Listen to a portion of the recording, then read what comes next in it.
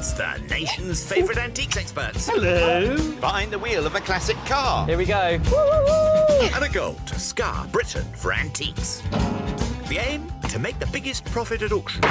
But it's no mean feat. There'll be worthy winners. I can't stop smiling. And valiant losers. Right, I retire. Will it be the high road to glory? Oh, look at that!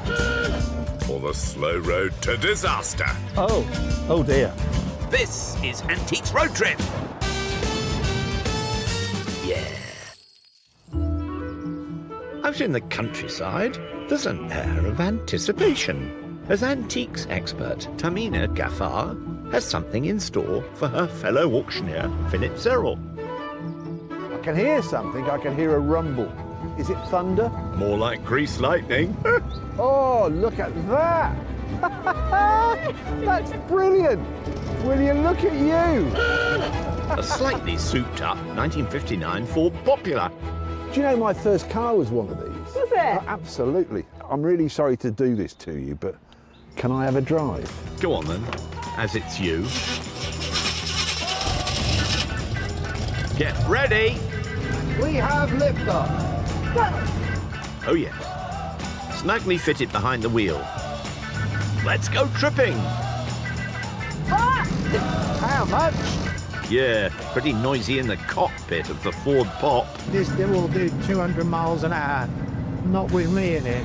Crumbs. Now, this being their first time together, let's get the important questions out of the way. If you had to choose one crisp flavour that you could only eat forever. Cheese and onion. Yeah. Salt and vinegar for me. You see we're bonding already, aren't we? Tahmina hails originally from the world of finance. Now a hot-shot auctioneer, she has notched up world record results on the rostrum and is a revered authority on Indian and Islamic art. Phil is the OG of the road trip family, a one-time PE and geography teacher. Our gavel wielder specialises in royal Worcester and has a penchant for turning things into coffee tables. This is your second road trip, isn't it? It is. Yeah. Not a newbie anymore. I've got a horrible feeling you will have learnt a lot from the last one. Armed with a daily budget of £200 each, whoever wins the most auctions out of 5 is the road trip champ. Where are we off to today, then? Are you really looking forward to Liverpool? I am. I don't get out of London much, actually. Well, London and Liverpool are very similar, you know. How so? They both begin with L. Oh dear. That's right, Phil. Our tour kicks off in Liverpool and we'll take a thoroughly lovely gallivant around Hull, zip to the Midlands and snake over to Oxfordshire before ending up in Cornwall. Wow. And the thing about Liverpool in those kind of 60s, it was iconic for everything because you had all the groups. I want you to tell me to stop when you've heard of one. Okay. Jerry and the Pacemakers. No! All right, calm down, Phil. What about Cilla Black? Oh yeah, there's Cilla Black. Blind date. My first cat was called Cilla Black. Surprise, surprise! Today, we're going to have a lot of laughs around northwest England. Skipping around Merseyside, ending in Milton Green in Cheshire. But we launched this adventure in the city of Liverpool. Boasting more #1 pop hit singles than any other city in the world, with a ticket to ride to lots of dough, let the shopping commence. All you need is love, eh? How good is this, eh? Oh, that's exciting. It is, isn't it? We're venturing in here. Pilgrim's Progress Antiques. Right. I don't want you to dawdle. I want you Okay. to keep up. Follow me at all times. Humour him, Tahmina. And I'll show you the ropes. Just keep up, all right? Make sure you don't dawdle. Thanks. Looks like you're on your own, Phil. This was once home to a 19th century cotton merchant. Nowadays, it has 3 floors stuffed to the gunnels with antiques. Now, who should we start with? Oh, how about Tahmina? She has £200 stuffed in her purse. Now this looks like it could be Indian or possibly Southeast Asian. It has the quintessential peacock on it, which is such an icon of Indian and Southeast Asian art. This looks like a modern example of a sort of Anglo-Indian hardwood. carving. You can tell from the lack of patterning on these visible edges that this is likely to have been made for possibly the tourist market. Now, it's £145, and it's a lovely thing to have in someone's home, but I don't think it's quite right for what I'm looking for. While Tahmina rummages further, let's find a Phil. Quick impersonation for you. Oh, here we go. What's that? Shorthand typist. I think that's his favourite joke. Tahmina does love a clock chime. What are you doing? Hello. You trying to win? I'm trying to win. Double your money. Go on. Let's see how this works. Well, nothing's happened. Patience, Philip. Oh. You are, look. You haven't got the neck. So what have you got? Well, it means I've won absolutely nothing. Oh! Everyone's a winner. What have we won? 2p each. Here's to better results at the auction, eh? Right, let's chum along with Tahmina. Oh, for me? You shouldn't have. Admirers everywhere. These look fun. It's quite lovely. And it's nice that they're a pair. Often with anything glass, you can imagine that they'd often be broken or chipped, and these seem relatively intact. So the shell symbol is a classically romantic one. It was used a lot with the Victorians. I guess there's their image of Aphrodite, goddess of love, rising out of the water in a giant shell. These could add some real romanticism to someone's home. The shell was popular with the smoochy Victorians, but also featured heavily in the snazzy Art Deco period. This looks like an Art Deco-style wall sconce. And nowadays, I can imagine these being perhaps wall-mounted, flanking a mantel, or placed decoratively on a table. And they're £18. That's sort of where I would expect them to be at auction, but I reckon I'm going to take a chance here. And hopefully I can celebrate. I see what you did there. That's dealer Nikki. Hi, Nikki. Hiya. I found this lovely pair of shells. They're beautiful, aren't they? I thought so too. Now, the ticket price said £18 on them. I think that's fair. Excellent. So I have £20 for you. Okay, let me just find some change. There you go. Thank you so much. Brilliant. Thank you. Bye. Let's hope it's a sure thing. Tahmina now has £182. Philip. Do you know what? That is a very, very cool thing. Look at that. That is a 1960s table attributed to or by John Piper. It's called the London Skyline table because, not surprisingly, that's the London skyline. And they were made for Terence Conran, and they're really cool, really stylish. This is a lovely bit of mid-century stuff. John Piper was a household name as an official war artist in World War II. He was renowned for his focus on the British landscape and architecture. There is, however, a problem with this, and it's got a bit of damage on the corner here where the formica is missing. What do I think that's worth? I think on a bad day, it's worth £70 or £80. On a good day, it's worth somewhere between £150 and £200. How much does it cost, Phil?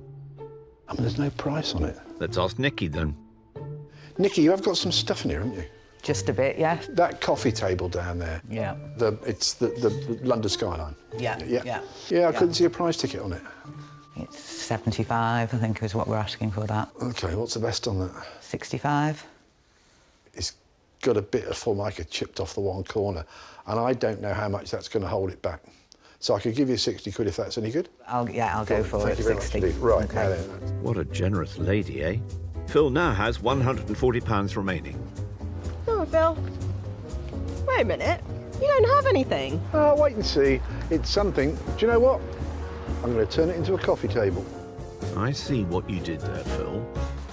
Now, back on the road, the mighty Mobile has a special place in Phil's heart. So my first car is a Ford Pop. And I'm riding a bike. Driving this. Well, there's a slight difference. From big beasts to something far more delicate and dainty. our jolly pals have skedaddled to Dibbinsdale Nature Reserve in Bromborough on the Wirral, once an area of study for Nora Fisher Macmillan, one of Britain's great conchologists. That's an expert on molluscs to you and I. The early 20th century was a time when women were often relegated to the sidelines of scientific inquiry. Not so with Nora.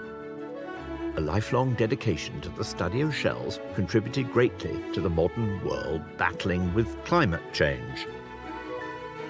Phil and Tahmina are meeting Leanna Dixon, great admirer and fellow scientist, within the museum where Nora once worked. That looks a hugely scientific piece of kit, that. This is an example of what Nora Macmillan would have used to survey the pond here at Dibbinsdale. A sieve and a stick. Yeah, so she was a very resourceful woman, so she'd use whatever she could find to hand. That's wicked, isn't it? From a very early age, Nora was fascinated with shells. And by 6 years old, she could identify more than 30 species. This was not just a hobby. This was a calling. Fast forward to 1933, aged 25, Nora joined the curatorial staff at Liverpool Museum. She faced a few challenges as a woman studying in this field. So when she got married in 1937, she was actually forced to leave her job as a curator at the museum due to the marriage bar policy. This wasn't prevalent in all jobs at the time. It was quite common in local government. This discriminatory practice was prevalent from the Victorian era right through to the 1970s. That's bonkers, isn't it? Yeah. And actually, like, it's less than 100 years ago, and it just feels so archaic, doesn't it? Yeah, I was so surprised when I learned about that. It didn't faze Nora. She managed to keep researching, eventually returning to Liverpool Museum in the 1950s, when she was sadly widowed. Now, back to our wannabe conchologists, who are searching for molluscs. So maybe try get a bit deeper into the mud, because, yeah, they might be hiding down the bottom on this cold day. Studying molluscs is vital for conservation. It can identify species that may be endangered and detects changes in habitat due to pollution or global warming. Bring a bit of the vegetation with you into and we'll... That's a lot of the vegetation, isn't it? We might fill the whole Don't get tray. Trust Philip. Now, have we found anything? See, I wouldn't know what on earth I was looking for, would you? It's called I found one. a European fingernail clam, because it does look a little bit like a fingernail. Right, you bring the tray and I'll bring the old doobie. That's the technical term. Next stop, the World Museum in Liverpool. Nora curated the shell collection here for 50 years, and through her meticulous care, it's one of the most significant in Britain. And Tahmina's getting a peek behind the curtain. What are we going to have a look at now? So we're going to have a look at the conchology store to have a look at some of the shell specimens that we've got in the museum. The conchology collection as a whole has over 260,000 specimens. So this is some of Nora's personal collection of shells that she curated and put into the museum here. I think Phil would love to have a look at some of these. Yeah, I'll take some from Woodsley Pond and have a look at them in the lab. Where, with microscope at the ready, there's a curious Phil. So we found some specimens from the exact pond that we were at earlier. So these are ones that Nora collected herself. Oh, they're so wicked, aren't they? Yeah, so these are called Limnaea auricularia. Let's take a closer look. Isn't that beautiful? And these are the older snails, so they've lived a little bit longer. So they must have been in, quite nice living environment. So that pond that we went to, are there any snails that are kind of peculiar to that pond? I think a lot of them there are quite common and widespread, but it's still important to record the common species so we can see how ponds and habitats are changing over time and the impacts of climate change. Nora was a highly regarded voice in the world of conchology. Throughout her career, she authored over 400 publications, including a book called British Shells, which was the go-to guide for about 30 years for people wanting to identify shells and study them. And it's only recently been superseded. Now, how about looking at Phil's catch from the pond? Oh, doesn't that look sweet though, there? You can see it actually is a clamshell, can't you? You can see the inspiration in our art world, can't you? Well, shells were used a lot in early Islamic Sasanian art. They were considered What's that? Sasanian. It was 6th to 8th century early Islamic art. I was around then. Oh. Yeah. Do you think if she'd have been around today, the scope would have been so much greater for her? Was a pioneer in her field, and so she paved the way for us now. And yeah, it's inspirational to read about her and other women in entomology. Nora Fisher Macmillan died in 2003, aged 95. She bridged the gap between Victorian male experts and 20th century possibilities. She contributed greatly to the study of biodiversity and conservation long before they became mainstream, proving that the pursuit of knowledge knows no gender. Now, from molluscs to motors. Just look at that S-cargo. Oh dear. It runs very quietly, doesn't it? What? Oh lordy. Nighty-night! What a beautiful morning. Tahmina's turn driving today. Maybe not. Would it be awfully all right if I swore? Fudge. What are you laughing at? Was this what the olden days were like? While they deal with the car, here's yesterday's refresher. So what have you got? Tahmina was super frugal, scooping up the pair of glass clam form light shades. Oh, these are quite lovely. So she is still properly minted, with £182 to splurge. Phil also bought just one item, the mid-century coffee table. Do you know what? That is a very, very cool thing. So he has 140 smackers to play with. And yippee! The car's working. How are you getting on with trying to strike a deal with the shopkeepers? Is that Deals easy or are tough? tricky, I Why have is to that? say. Because I think they know if I like it, I'm probably going to buy it. Wait for it. I feel a Phil top tip coming on. What you need to develop is that kind of Philip Serrell. Really? How much? How much? He's so giving. So you're getting to grips with the car. I am. It has The car's allowing me to drive. It's got a powerful steering driver. Whoa. All right, Phil. Now, shopping ahoy, we're tagging along with Tahmina. Frodsham, next stop. The town was once home to one-time 007 Daniel Craig. Come on, Miss Moneypenny, let's get spending. In here at Hampton Village and Antiques Emporium. Doesn't it look lovely? Tahmina has 182 smackers to play with, remember? These are very sweet. These are Indonesian puppets. Puppetry is a very core part of Indonesian culture. These ones are called wayang golek. They would have puppet shows at weddings and birthdays, any major congregational ceremony. They would often depict stories of good versus evil. The good puppets, or the good guys, would always be shown on the right-hand side of the stage, and the evil would be on the left. The market for them is really for the more historic pieces, and these ones seem much newer, so wouldn't really be for me at the moment. I like them. What else can we find?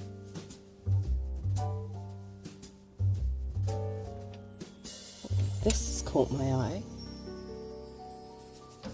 This looks like a Chinese snuff bottle. What's nice about this one is that it has its stopper.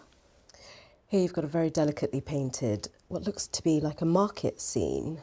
And this would have been reverse painted, so painted from the back, using a hooked brush. For an artist to have painted something like this backwards and in the mirror image would have taken such skill. Inside painting was a technological feat of the imperial workshops of the 19th century. We often find lots of European snuff bottles. It was considered such a European activity that in Indian paintings from the 1800s, European characters were depicted holding their nose. because they were synonymous with snuff consumption. Fascinating. Any price? Now it's £38, sort of around the price point that I expected to make at auction.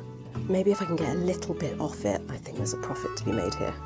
Let's leave Tahmina to her rootling and find a wandering Serrell.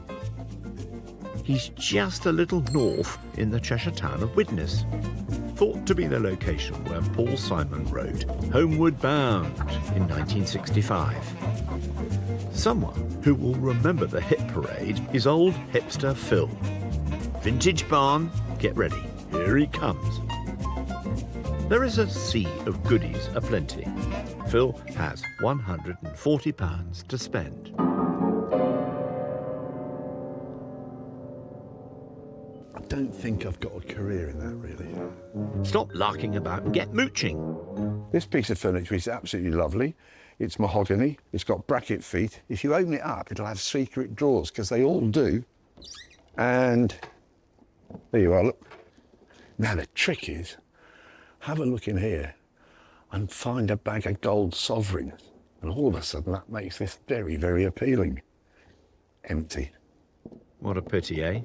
I can tell you, the man who runs this shop has been there before me. But, you know, it's a lovely piece of furniture. A bureau without damage on it like this would have been worth £500 to £800. You put that into auction today, £30. I'll walk on. Look out for secret drawers, son. You never know what might be hiding. Now, plenty more to explore. See, what I love about all this stuff is the story that it tells. Not until about 1730, 1740, we were eating off lumps of wood, lumps of metal. We didn't have porcelain in this country until about 1745. English porcelain actually kind of is blue and white, looks like it might be Chinese or Oriental. And that's where all this design comes from. So this is, in my opinion, probably 19th century. In the old days, you'd have called it willow pattern, you know, and everybody's granny had some willow pattern on the piece of furniture at home. Quintessentially British, this iconic pattern was inspired by a Nanking design imported from China around 1810. But this stuff is all very, very usable, I think. So if you wanted 6 tea cups and saucers and side plates, you know, what better way to have your afternoon tea than on something like this? And I don't know how much it is. I'm going to think about that a little lot. While he does that, let's hop back to Frodsham.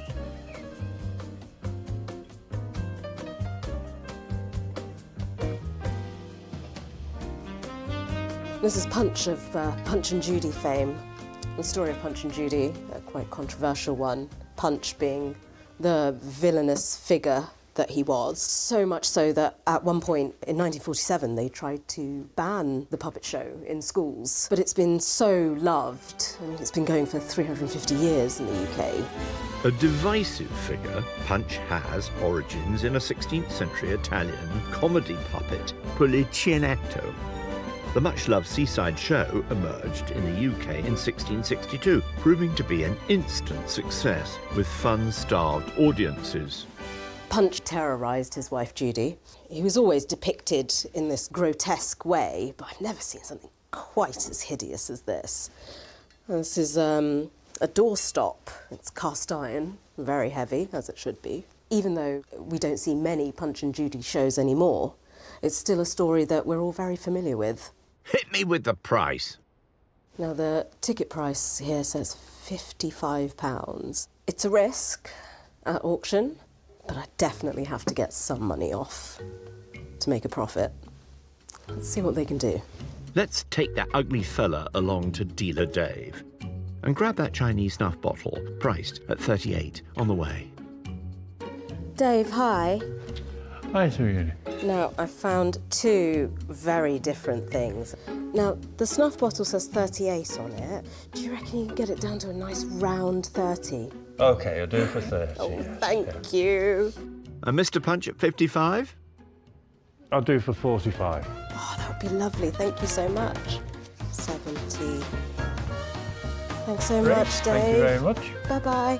Tahmina now has £107. As Mr. Punch would say, that's the way to do it. Back to Widnes and the man in the very nice duffel coat. The first rule of the antique and auction trade at the minute is whatever you do not buy a corner cupboard. That's a corner cupboard, isn't it? But it's a little bit different to the norm, and the reason why is this. This is oak, okay? But look at these lovely panels here. So this is pollard oak, or burr oak, almost like chewed toffee. It's lovely, it's got a real feel to it. So this is trying to be Georgian with its double doors and H hinges. There's a lot of intellect in this antique business, you know. These are called H hinges because they look like H's. I think it's probably a bit later than that. I'm going to try and buy this because I like it. I'd have this in my home, you know. So whatever you do, don't buy a corner cupboard unless it's this one. Rightio. Along with the unpriced teacups and saucers, let's talk dosh with dealer Dean. Dean, you've got a good shop here, mate. Oh, cheers, mate. Lots and lots of really lovely type of things. So what would be your best on the little service, the blue and white service? 30 quid on there. Right, what about the corner cupboard?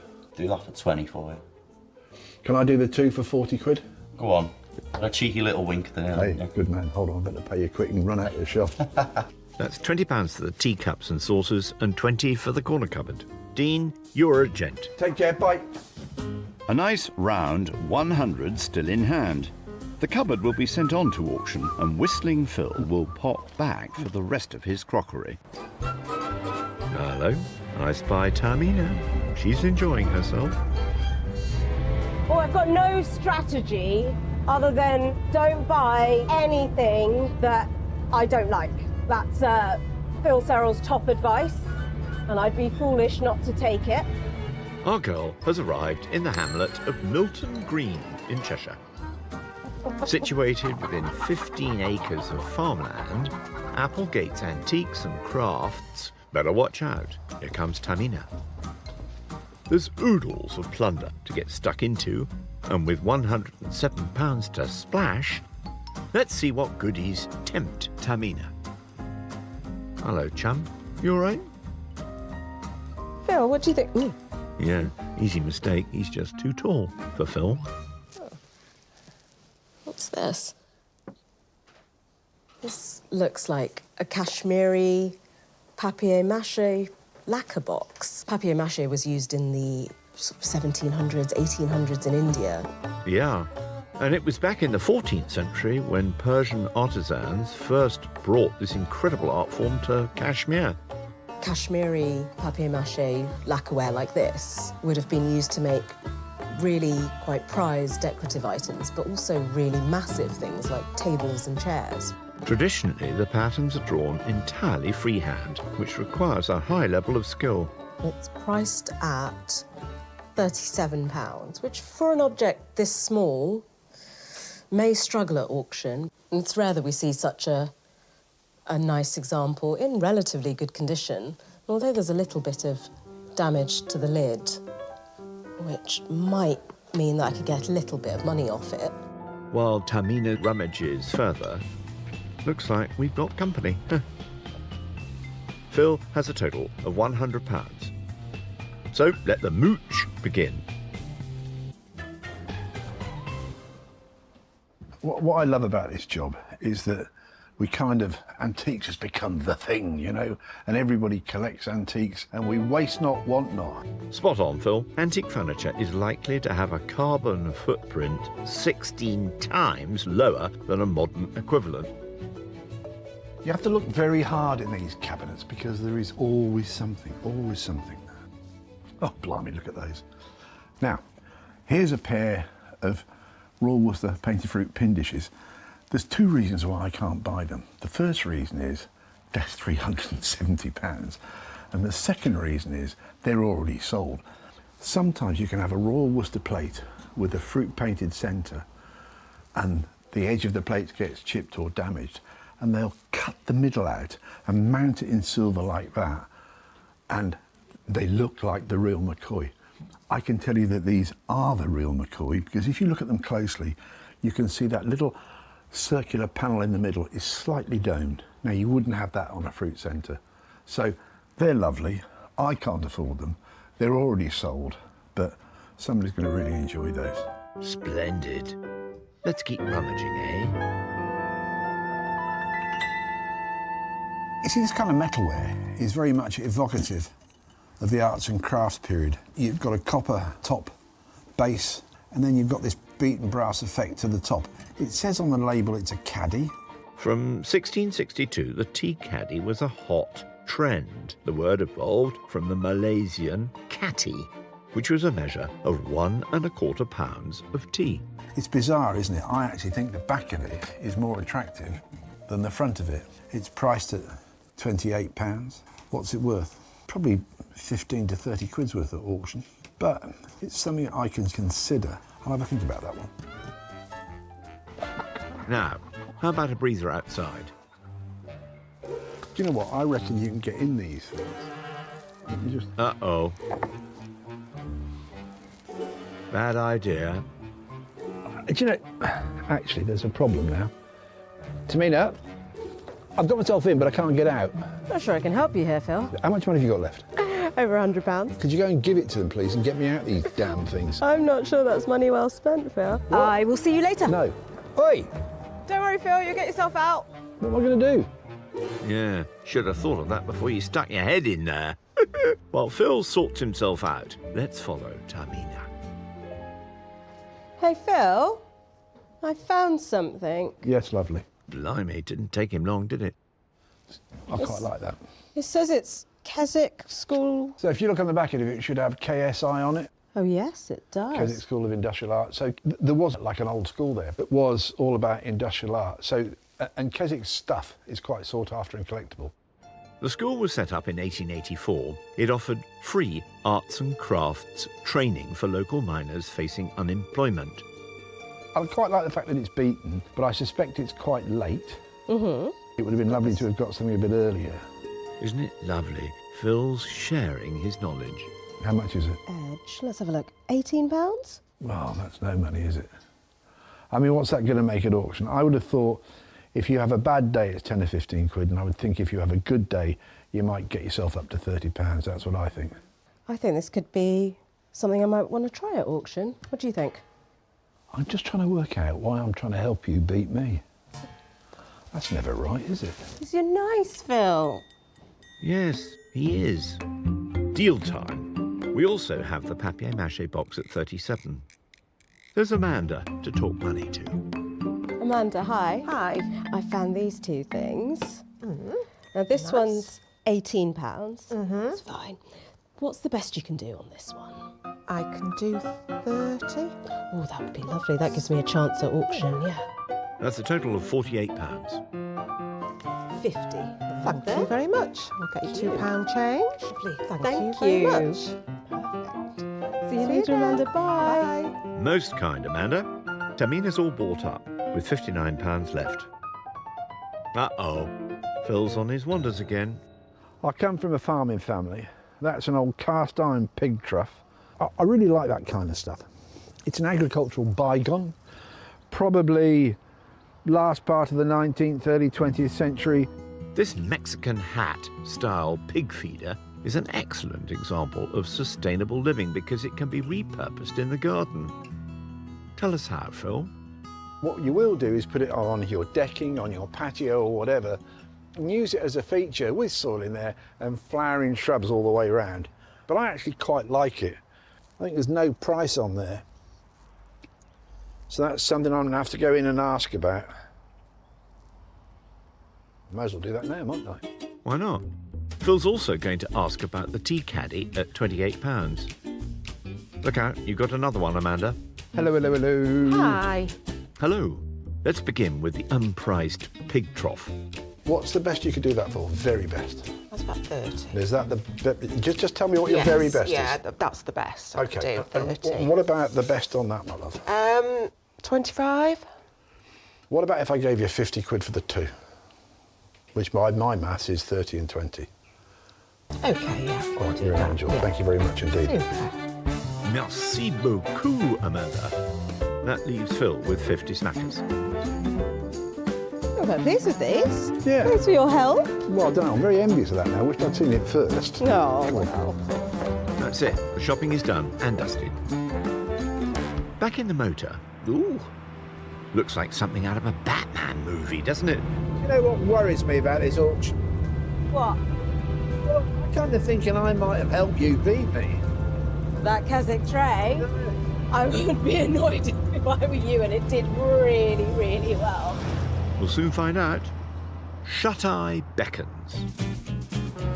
Watch out! Our revved-up road trippers are fizzing with joy for their very first auction. What do you reckon then? I am cautiously optimistic. But I am wildly pessimistic. Good luck. Be gentle with me. Be gentle. I will. After a good old cha-cha-cha around Liverpool and Cheshire, we're in Rosyth in Fife for number 1 of our best of 5 auction contest at Three Bridges Auction House, selling in the room, on the phone and on the World Wide Web. Today's gavel basher is Will Bowler. 300, we're one and all done, selling at £300. Phil dished out £150 on 5 auction lots, so what's your fave, Will? So we've got the hammered brass and copper tea caddy, which is really nice, and which makes it desirable is the fact it's got its inner lining. Without that, usually they don't tend to go for as much money, so I feel that it's going to do very well. Tahmina also scooped up 5 lots, spending £141. Are you impressed, Will? The Keswick School of Art stainless steel tray, we have the rope effect around the trim, and it'll appeal to a lot of people who have bars. Just a centrepiece, it's a very stylish thing. Right, find your seats and let's get comfy. How you feeling, kid? For sale? What do you reckon? £1 million. As little as that? Yeah. As little as that? Good to aim high. Phil is first with the set of willow pattern teacups and saucers. See, I took the view that if you went to a modern department store, you couldn't buy what I bought for 20 quid. Is that because nobody wants to? Ouch. Right, I've got a bid here at 28 on the book here at 20. That'll do. I'll take that. I've got 30, I've got 35. Oh! Hammers up, selling at 35. Well, do you know what? I've surprised myself. A profit from the get-go. Well done, Phil. Goodness gracious me. Your turn, Tahmina, with a pair of glass clamshell-formed light shades. I think they're quite fun things, actually. I only paid £18. Have you no conscience at all? Did you say conch? £20, yeah, £20 for it. Surely worth that. 20 but I have online, thank you. Yeah, You're into money, kid. Fair one and all done, selling at 20. Thank you. Let's celebrate. Another profit. Someone's still got a bargain, and I still got a profit. Now, ole! It's Phil's Mexican hat pig feeder. I want you to imagine a big straw Mexican sombrero, right? Okay. And then I want you to imagine that it's made out of cast iron and weighs about 4 tonnes. And it goes straight in there at 65 bid. Ooh. Use it as a plant or whatever you want it to be. Put the hammer down before they change their mind. At £65, fair one and all done, selling at 65. Awful lot of pig farmers around here, let me tell you. Lucky for you. Great result. I knew it all the time. You did say, didn't you? Tahmina's turn now with the Mr. Punch doorstop. So, try and imagine the ugliest character in... Hey, just leave me out of this, right? We can start here at 30 bid. Oh? 35 at 35, I've got 40 here at 40. At 40, I'm looking for one more. At 45 bid. Well done, well done, well done. Selling at 45. Thank you, sir. The Mr. Punch fan club must be on their holes. It's heavy. Yeah, absolutely right. I specialise in heavy. No comment. Look, it's Phil's London Skyline coffee table. I know that they're really collectible, but it might have, unlike myself, it's got a few condition issues. And I can start here at 50 bid here at 50. There you go. Gosh, I think that's cheap. Selling at 50. I mean, do you know, that's just the way the cookie crumbles. Lovely thing, but don't fret, Phil. Still plenty to go. Pull yourself together, man. Onwards with Tahmina's Chinese snuff bottle. They paint it from the inside out. So it looks pretty. 20 bid and a half in the room, thank you. At 20 bid in the room. 22, at 22 bid and a half at 22. And 4, thank you. I've got 28 now here. Do you want 30? 30 bid and a half, thank you. At 30 bid here. Do you want to come back at 35? They do, thank you. At Well done, you're in business. 35, at 35 and a half. At 35 pounds, fair one and all done. Selling at 35. Thank you. Hey. Yeah, well done you. Not to be sneezed at. Another profit for Tahmina. Trust your eye, kid. Trust your eye. Sage advice. Phil next with the brass and copper tea caddy. It's a flexy look. What was it meant to be? Will you please not ask difficult questions? I've got a bid here at 35 on the book. Here at 35. I'll take it. Cool. Yeah. 35. It's went to 40. I've got 45. Take that as well. Hammer's up. Selling at 45 pounds. Flexi use. Thank you. Get in. Sip, sip, hooray! That will brew nicely. Dip your bread. Well eh? done. Can we serve up another profit with Tahmina's Keswick tray? We'll both be winners if it does well. Eh? And then it's your fault if it doesn't.